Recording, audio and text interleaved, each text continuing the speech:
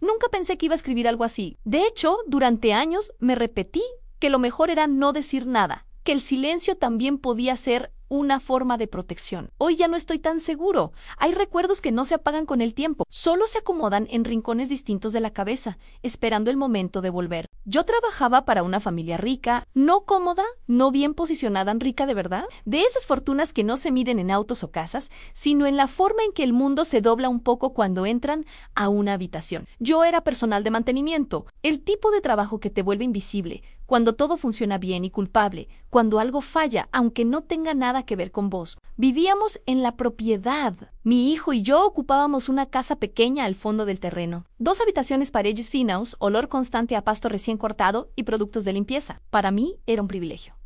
Para mi hijo era simplemente su casa. Él tenía 9 años en ese momento. Flaco, callado, de esos chicos que miran más de lo que hablan. Siempre fue así. Yo lo atribuía a que había crecido viéndome bajar la cabeza demasiadas veces. No se aprende a ser valiente cuando tu ejemplo principal vive pidiendo permiso para existir. El hijo de mis empleadores tenía más o menos la misma edad. Todo lo contrario, ruidoso, impulsivo, acostumbrado a que nadie le dijera que no. Compartían el terreno, los caminos de grava, los árboles, pero no el mismo mundo. Aún así, jugaban a veces. Yo los miraba desde lejos, con una mezcla de alivio y miedo. Alivio, porque mi hijo no estaba solo. Miedo porque sabía que, en esa casa, cualquier cosa podía convertirse en un problema. Ese día empezó como cualquier otro. Calor espeso, cielo bajo, el sonido constante del aire acondicionado principal de la casa grande. Estaba arreglando una cerca cuando escuché mi nombre. No era un llamado, era una orden. Me limpié las manos en el pantalón antes de entrar. Siempre hacía eso, aunque supiera que nadie lo iba a notar. La casa tenía ese silencio caro, acolchonado, alfombras que apagaban los pasos, olor a perfume y a dinero viejo. Mi jefe estaba en el living and the pie. El hijo de ellos lloraba, rojo, con respiración entrecortada. Mi hijo estaba a un costado, aún quieto. En demasiado quieto. Esa quietud, que no es calma, es miedo puro. Dijeron que algo se había roto. Un objeto caro. Algo que yo no podía ni nombrar sin pensarlo 2 veces.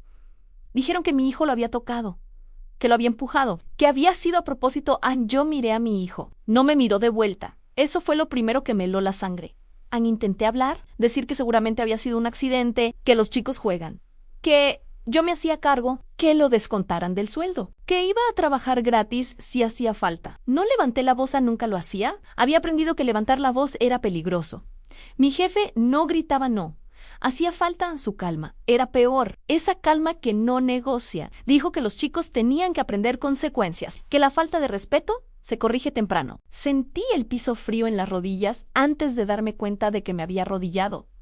No fue algo pensado.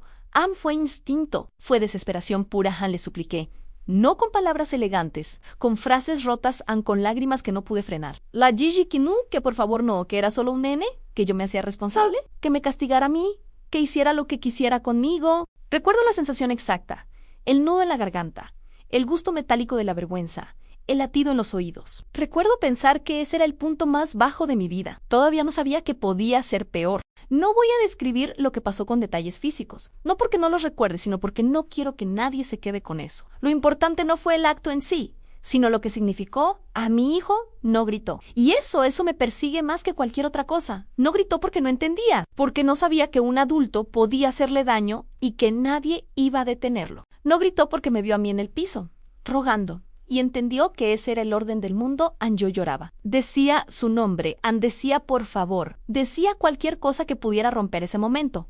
Pero nada lo rompió. Después vino el silencio. Un silencio pesado, incómodo, como si todos en esa habitación supieran que algo irreparable había pasado, pero nadie quisiera hacerse cargo. Me dijeron que me calmara, aunque no exagerara, que los chicos olvidan rápido, que si yo quería seguir trabajando ahí, lo mejor era no hacer un escándalo. ¿Y mi hijo? Mi hijo no habló en todo el día. Ni esa noche ni la siguiente. Empezó a enfermarse después. No de inmediato fue ya un poco. Fiebres sin explicación, dolores de estómago, ataques de pánico que yo no sabía nombrar en ese momento. Yo pensaba que era estrés, que se le iba a pasar, pero no se le pasó. A los médicos hablaban en términos suaves. Yo escuchaba palabras que no entendía del todo, pero sí entendía el miedo. Entendía perfectamente cuando evitaban mirarme a los ojos. Entendía cuando me pedían que firmara papeles que apenas podía leer por las lágrimas. Mis empleadores pagaron todo, absolutamente todo, en especialistas, estudios, traslados a otros hospitales. Nunca, ni una sola vez, mencionaron el incidente. Era como si no hubiera existido. El dinero funcionaba como una goma de borrar gigante. Y yo dejé que borrara nuestra historia, acepté. Y esa es mi vergüenza más grande. Acepté porque tenía miedo, porque pensaba que si si renunciaba, no iba a poder pagarle nada de lo que necesitaba. Creí que quedarme, que aceptar ese dinero manchado era una forma de protegerlo. Estaba tan equivocada. Mi hijo empezó a preguntarme cosas que no supe cómo responder. ¿Por qué ese hombre estaba tan enojado, mamá? ¿Por qué no me defendiste mejor? ¿Por qué ahora estoy enfermo? Y yo le mentía para que pudiera dormir un rato, le mentía para no quebrarme delante de Elan, le mentía para sobrevivir a otro día. Los años pasaron de una forma rara, no lineales, como si el tiempo se hubiera doblado sobre sí mismo, atrapándonos en ese instante para siempre. Yo envejecí, rápido mi hijo también. Se convirtió en un niño viejo, con una mirada que no le correspondía. Una noche, mientras dormitaba en una de esas sillas incómodas del hospital, escuchando el pitido de las máquinas, entendí algo terrible. No importa cuánto dinero tengan, hay cosas que no se pueden comprar. La salud de mi hijo, su inocencia, el tiempo que perdimos, pero sí hay cosas que se destruyen para siempre. Creí, en ese momento, que ese era el final de la historia, que lo peor ya había pasado, que habíamos tocado fondo y solo quedaba subir. Me equivoqué. Lo que vino después fue mucho peor. La enfermedad de mi hijo no fue como en las películas con grandes escenas dramáticas, fue más sutil. Una serie de pequeños robos diarios. Le robó la energía, el apetito, las ganas de reír. Mi vida empezó a girar en torno a resultados de análisis y visitas al hospital. Cada día era una nueva medida de lo que habíamos perdido. Nunca volvimos a vivir en la casa del fondo, esa que estaba al lado de la de ellos. Los empleadores de mi marido, los dueños de esa casa, dijeron que era lo mejor para todos. Nos dieron dinero. Mucho dinero, más del que yo había visto en toda mi vida. Lo llamaron ayuda. Un gesto de buena voluntad, pero yo supe desde el primer momento que era en realidad en el precio de mi silencio. Con ese dinero nos mudamos a un departamento pequeño en el centro. El ruido constante de los vecinos, el olor a comida ajena que se colaba por debajo de la puerta, para mí, extrañamente, fue un alivio. Un cambio de escenario que me permitía fingir que el pasado no existía. Pero para mi hijo fue otra pérdida. Fue arrancarlo del único mundo que conocía, de su jardín, de sus rincones. Decidí no denunciar. Nunca hablé de lo que pasó, ni con mis amigos, ni con mi propia familia. Me repetía a mí misma como un mantra que mi silencio era una forma de protegerlo, que remover el pasado, que ponerle nombre a la pesadilla, solo le causaría más daño. Me convencí de que el olvido era la única cura posible. Mi hijo empezó a ir a terapia. Había momentos en los que me miraba fijamente con una pregunta suspendida en sus ojos. Una pregunta que nunca se atrevía a formular, y yo cobardemente desviaba la mirada. Miraba la televisión, me ponía a lavar los platos, cualquier cosa para no enfrentar esos ojos que sabían, que recordaban. Una tarde, mientras mirábamos por la ventana la lluvia caer, se giró y me dijo que lo recordaba todo, que nunca lo había olvidado. Pero lo que más le dolía, lo que realmente lo había quebrado, no era lo que le habían hecho, era mi imagen en el suelo. Verme a mí, su madre, derrotada y sin fuerzas en el piso de aquella habitación. Esa noche no pude dormir. Sus palabras rebotaban en mi cabeza. Entendí que el daño no había sido solo físico o psicológico. El daño más profundo había sido moral. Sin darme cuenta, con mi silencio le había enseñado una lección terrible en que su dolor, su sufrimiento, valía menos que el poder y el dinero de otros. Que había injusticias ante las cuales lo único que se podía hacer era agachar la cabeza y callar. Pasaron más años. Fue una montaña rusa de mejorías y retrocesos, de esperanzas que se encendían y se apagaban como fósforos en el viento. Yo aprendí a vivir con la culpa. Era como un ruido de fondo constante, un zumbido en mis oídos que nunca se apagaba. Me culpaba por mi miedo, por mi debilidad, por haberle fallado en el momento en que más me necesitaba. Y entonces, cuando ya creía que nada podía cambiar, cuando ya me había resignado a vivir con mis fantasmas, pasó algo que nadie, absolutamente nadie vio venir. Un médico nuevo, un residente joven y observador, nos pidió hablar a solas después de una consulta. Me dijo, con una mezcla de profesionalismo y genuina preocupación, que había cosas en el historial de mi hijo que no cerraban. Ciertos patrones de comportamiento, ciertas reacciones físicas que solían aparecer en niños que habían atravesado traumas muy específicos. Luego, eligiendo sus palabras con un cuidado extremo, me miró a los ojos y me preguntó directamente si alguna vez alguien le había hecho daño a mi hijo. Sentí que el suelo se abría bajo mis pies. Se me fue el aire. Por primera vez en todos esos años, una persona ajena a esa noche horrible ponía en palabras lo que yo había enterrado bajo capas y capas de miedo y negación. La pregunta quedó flotando en el aire de ese consultorio frío y estéril. Pero no pude responder.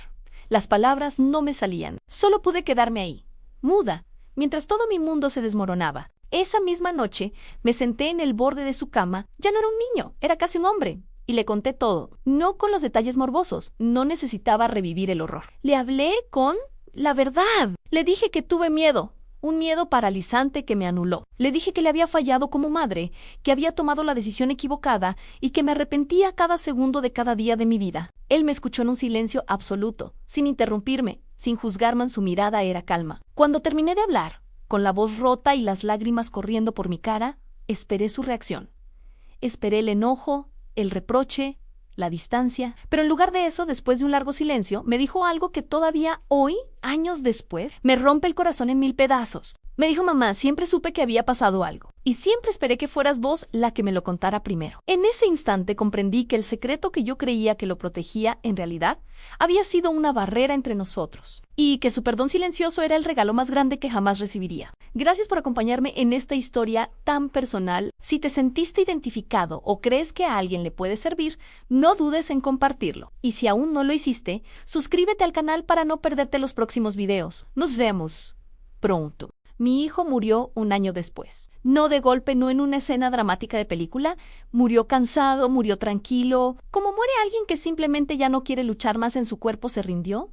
Pero su espíritu me dejó una última voluntad. Antes Gixi me pidió una sola cosa, aunque no me callara más, aunque mi silencio terminara con Ellen, y cumplí mi promesa. Después del funeral, cuando el vacío en la casa se hizo insoportable, hice lo que nunca me había atrevido a hacer. Fui a un abogado. Por primera vez en mi vida, entré en una de esas oficinas frías y solemnes y conté toda la verdad. Desempolvé la caja donde guardaba mi vergüenza y mi miedo. Mostré los papeles que había escondido, los registros médicos, los mensajes de texto viejos que había guardado como si fueran pruebas de un crimen que yo mismo había ayudado a encubrir con mi silencio. El proceso fue largo, fue doloroso. Cada día era revivir el infierno, pero esta vez a la luz del día, bajo los focos de un sistema que no está hecho para los débiles. Y déjenme decirles algo, no fue una victoria limpia como en las películas. No hubo un momento triunfal en la corte. El dinero de ese hombre volvió a aparecer, como siempre. Su poder se manifestó en nombres importantes que salían a defenderlo, en silencios comprados, en puertas que se cerraban en mi cara. Intentaron enterrar la historia como habían intentado enterrar a mi hijo, pero algo cambió. Algo que ellos no esperaban. No hubo una justicia completa, no en el sentido tradicional, no hubo cárcel para Ellen, no hubo titulares enormes en los periódicos más importantes, pero sí hubo algo que el dinero no pudo comprar esta vez. La verdad salió a la luz y no fue solo mi verdad. Fue como encender una pequeña cerilla en un cuarto oscuro lleno de pólvora. Mi historia abrió la puerta para otras. Empezaron a aparecer otros empleados, gente que había trabajado para él, que había sufrido en silencio. Salieron a la luz otras historias, otros chicos, otras rodillas en el piso, otras humillaciones. Se formó un coro de voces que ya no tenían miedo. Una grieta se abrió en el muro de impunidad que lo rodeaba. Yo vivo solo, la casa se siente enorme sin mi hijo. Trabajo en otro lugar, un empleo humilde, gano mucho menos dinero. A veces me cuesta dormir, las pesadillas son frecuentes, pero hay una diferencia fundamental en mi vida. Yanu mi kalu, respiro un aire diferente, el aire de la dignidad recuperada, aunque sea a un costo altísimo. Estoy escribiendo esto, estoy grabando mi voz, porque alguien tiene que escucharlo, porque alguien, en algún lugar, necesita saber que el dinero puede comprar el silencio de muchos, pero no puede borrar las consecuencias. Puede comprar la lealtad temporal, pero no puede comprar el olvido. Hace años, le supliqué a mi jefe millonario que no golpeara a mi hijo. La rogué, jihojilas, y aún así, lo hizo. Él creyó que con su poder y su dinero había ganado, que había escrito el final de la historia, pero se equivocó. El final no fue el que le esperaba. no fue el que él compró. Este final fue el que yo le debía a mi hijo a mi deber como padre. Y es un final que todavía no ha terminado de escribirse, porque mientras yo respire, su historia se seguirá contando. Gracias por escuchar.